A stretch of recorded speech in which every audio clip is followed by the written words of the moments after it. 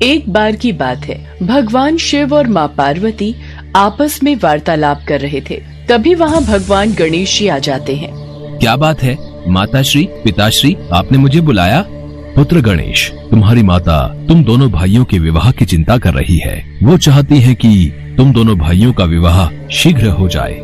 हे माताश्री, हे पिताश्री, आप मेरी ओर से बिल्कुल भी चिंता मत कीजिए। जिस कारण से मेरे माता पिता चिंता में पड़े हैं, मैं वो कारण ही समाप्त कर देता हूँ। मैंने ये निर्णय कर लिया है कि मैं विवाह नहीं करूँगा।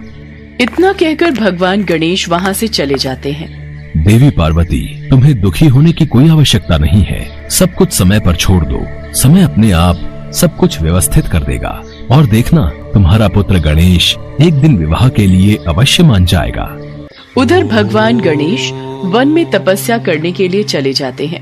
भगवान गणेश ध्यान मग्न थे। तभी वहाँ पर देवी तुलसी आ जाती हैं और भगवान गणेश के विचित्र रूप को देखकर वो बहुत प्रभावित होती हैं। वो साधना में लीन भगवान गणेश के ध्यान को भंग करने लगती हैं, जिससे भगवान गणेश का ध्यान भंग हो जाता है। देवी, तुम कौन हो और यहाँ क्यों आई हो? मेरी ध्यान साधना में विघ्न उत्पन्न करके अच्छा नहीं किया तुमने। हे देव, मैं धर्मध्वज की पुत्री तुलसी हूँ। मेरी माता का नाम माधवी है। मैं अपने वर की खोज में यात्रा पर निकली थी। आपको देखकर लगा जैसे मेरी यात्रा का उद्देश्य पूर्ण हो गया है। आपके विचित्र रूप ने मुझे बहुत प्रभावित किया है। मैं आपसे विवाह करना चाहती हूँ। नहीं देवी, मैं आपसे विवाह नहीं कर सकता। मैंने विवाह ना करने का प्रण लिया है। कृपया करके आप यहाँ से चली जाइए। भगवान गणेश जी ने देवी तुलसी जी से विवाह करने के लिए मना कर दिया। इस बात से तुलसी जी क्रोधित हो गई। क्रोधित हो उन्होंने गणेश जी को श्राप दे दिया। तुम आज शादी करने से मना कर रहे हो और एक समय आएगा जब तुम्हारी 2 शादी होगी और 2 पत्नियों के साथ तुम अपना जीवन व्यतीत करोगे। तुलसी जी के श्राप को कुछ समय बीता। तब तक भगवान गणेश की भी विवाह करने की इच्छा होने लगी, लेकिन उस समय कोई भी देवी देवता अपनी पुत्री का विवाह भगवान गणेश से नहीं करना चाहते थे। देवताओं का कहना था कि सभी देवी देवता इतने अधिक रूपवान हैं और गणपति देवताओं से अलग दिखते हैं, इसलिए उनसे कोई विवाह नहीं करना चाहता था। विवाह न होने से गणपति क्रोधित रहने लगे और जिस भी देवी देवता का विवाह होता उनमें विघ्न उत्पन्न करते रहते थे, जिसमें उनकी मदद उनका वाहन मूषक करता था। मूषक गणेश जी के आदेश पर देवताओं के विवाह के मंडप को नष्ट कर देता था और ऐसे में उनकी शादियों में अड़चनें पैदा हो जाती थीं।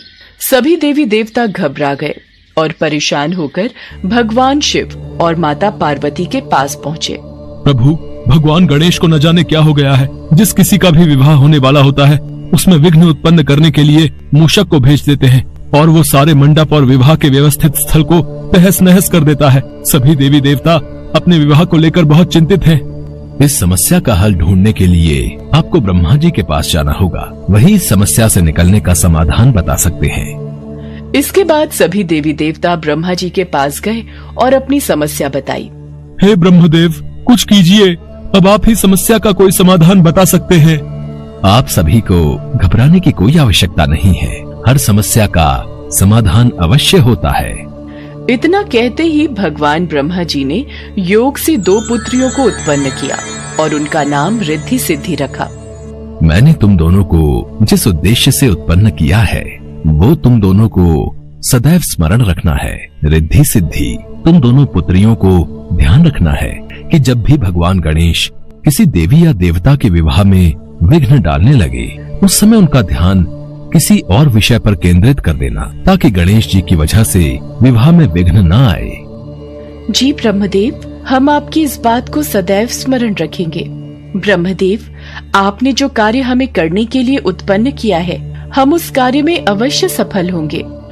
इसके बाद ब्रह्मा जी रिद्धि सिद्धि को लेकर गणेश जी के पास पहुँचे। भगवान गणेश, मैं चाहता हूँ आप मेरी दोनों बेटियों रिद्धि और सिद्धि को शिक्षा का ज्ञान दीजिए। ये तो मेरा अहोभाग्य है ब्रह्मदेव, मैं इन दोनों को शिक्षा अवश्य दूंगा। ब्रह्मा जी के कहने पर भगवान गणेश रिद्धि सिद्धि को शिक्षा देने लगे।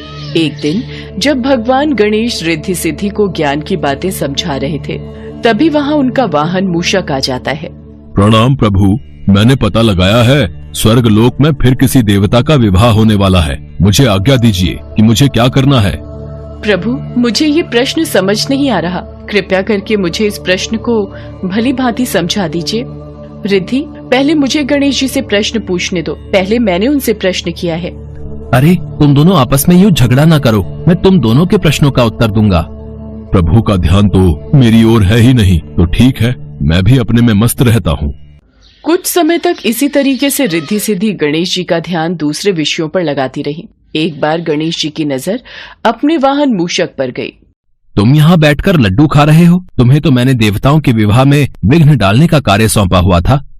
प्रभु, मैंने आपको कई बार स्मरण कराने की कोशिश की, पर रिद्धि सिद्धि आपका ध्यान अपनी ओर केंद्रित कर देती थी और आपके आदेश के बिना मैं कोई कार्य नहीं कर सकता प्रभु।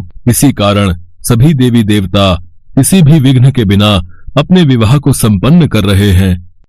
भगवान गणेश को ध्यान आया कि रिद्धि सिद्धि की बातों में लगकर सभी देवी देवताओं का विवाह हो गया और वो अविवाहित रह गए, तो उन्हें बहुत क्रोध आया। इसका पता लगने पर भगवान ब्रह्मा जी रिद्धि सिद्धि के साथ गणेश जी के समक्ष प्रकट हुए। हे गणेश, आप अपने क्रोध को शांत कीजिए। मैं आपके समक्ष अपनी दोनों पुत्रियों रिद्धि सिद्धि के विवाह का प्रस्ताव लेकर आया हूँ। कृपया करके इसे स्वीकार कीजिए। भगवान गणेश ने ये प्रस्ताव स्वीकार किया। इसी के साथ देवी तुलसी का श्राप सच साबित हुआ। भगवान गणेश के 2 विवाह हुए और उनकी 2 पत्नियां रिद्धि और सिद्धि हुईं, जिनसे उनके भविष्य में 2 पुत्र शुभ और लाभ भी हुए। साथ ही एक पुत्री यानी देवी संतोषी भी हुई।